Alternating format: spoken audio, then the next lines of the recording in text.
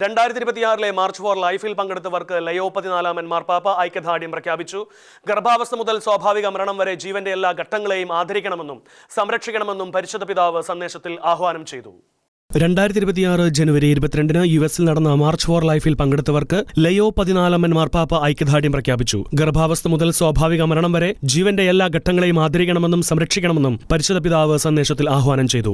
അമേരിക്കയിലെ വാഷിംഗ്ടൺ DC-യിൽ ഒത്തുകൂടിയ 10,000-കണക്കിന് വിശ്വാസികളെ അഭിസംബോധന ചെയ്തുകൊണ്ടാണ് വത്തിക്കാൻ പ്രസ് ഓഫീസ് വ്യാഴാഴ്ച മാർപ്പാപ്പയുടെ സന്ദേശം പുറത്തുവിട്ടത്. ജീവിക്കാനുള്ള അവകാശം സംരക്ഷിക്കുക എന്നത് മറ്റെല്ലാ മനുഷ്യാവകാശങ്ങളുടെയും അനിവാര്യമായ അടിത്തറയാണെന്ന് മാർപ്പാപ്പ ഓർമ്മിപ്പിച്ചു. ജീവൻ ഒരു ദാനമാണ് എന്ന പ്രമേയത്തിൽ നടക്കുന്ന ഈ സമാധാനപരമായ റാലിക്ക് പ്രാർത്ഥനയും അപ്പസ്തോലിക ആശീർവാദവും മാർപ്പാപ്പ വാഗ്ദാനം ചെയ്തു. അമേരിക്കയിലെ സുപ്രീം കോടതിയുടെ റോ വേഴ്സസ് വേർഡ് വിധി വന്നതിന്റെ വാർഷികത്തോടനുബന്ധിച്ചാണ് എല്ലാ വർഷവും മാർച്ച് ഫോർ ലൈഫ് സംഘടിപ്പിക്കുന്നത്. International desk Shekinah news.